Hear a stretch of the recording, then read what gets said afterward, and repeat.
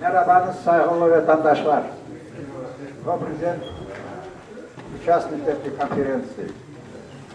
Я хочу свое выступление начать с того, мы сегодня чувствуем себя как народ или нет, как нация.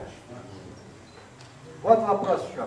Потому что сегодня готовится третий раз на законном основании провести геноцид над нашим народом. Я не побоюсь этого слова.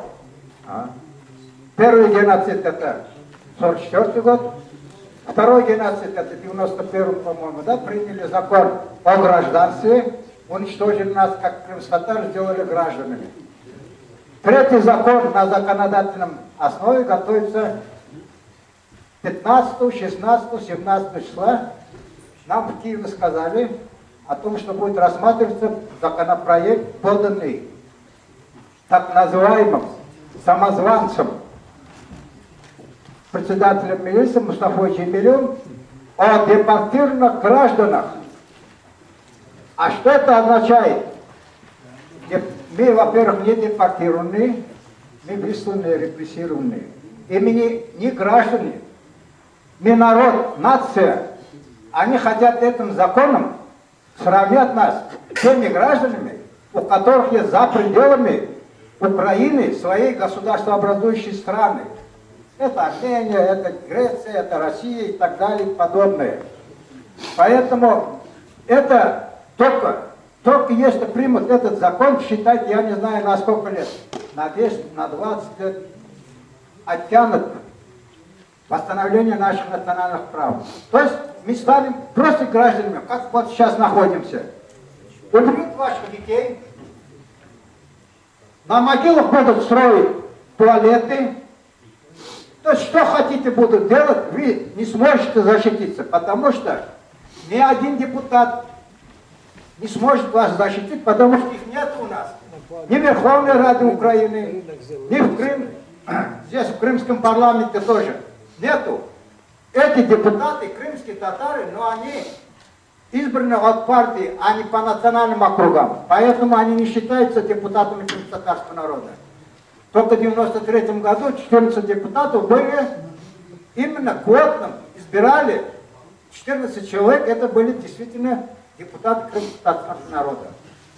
Поэтому при выступлении здесь давайте сильно не будем так уму-разуму учить руководителей Украины, государства, как поступать, какие законы принимать. В Конституции Украины учитываются ли права коренных народов, или Украина должна ли быть федеральным государством. Это пускай будет их головная боль. Это не наше умодело. Наше дело требовать реабилитации крымско-татарского народа.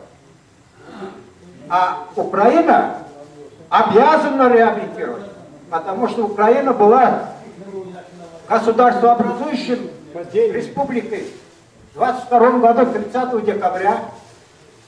Два федеративных республики, это Закавказская республика, Российская федеративная республика, это Беларусь и Украина приняли документ об образовании, договор об образовании СССР. В 1945 году при Организации Объединенных Наций Украина стала как отдельный член Украины, это Совета Безопасности, член МОО. И в 1989 году, когда принимали решение о реабилитации репрессированных народов, украинские депутаты тоже голосовали там. Это был 1989 год при существовании Советского Союза. В 1991 году, собравшись, уже на Кавказской республике не было, потому что законом по Конституции СССР 1936 года его ликвидировали, сделали 3 республики.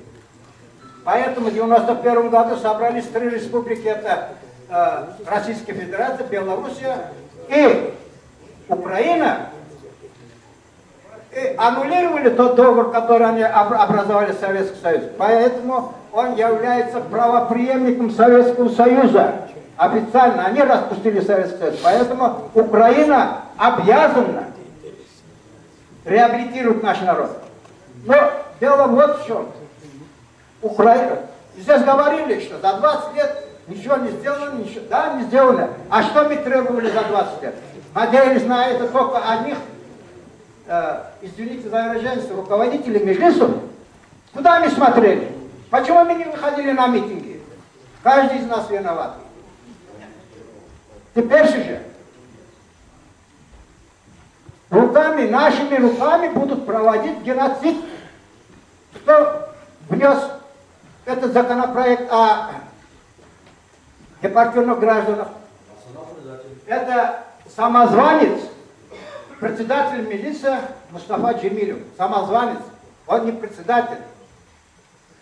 Председатель избирался, положение было крутое на 2 раза, на 2 срока. А он уже 4 срока там сидит. Поэтому я говорю, самозванец.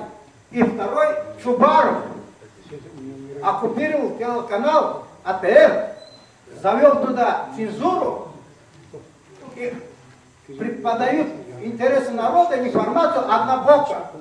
Это самые страшные вещи. Я уже сам пробовал, 2 раза я их поймал. Цензуру проводит.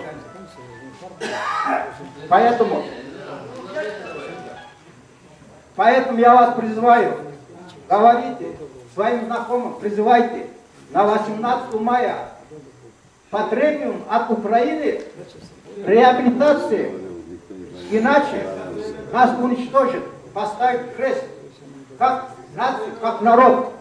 Я уже говорю, если они только 17 числа, а он там будет, проект это поддержит, самозванец Мустафа, то они примут, и на этом нам обратно его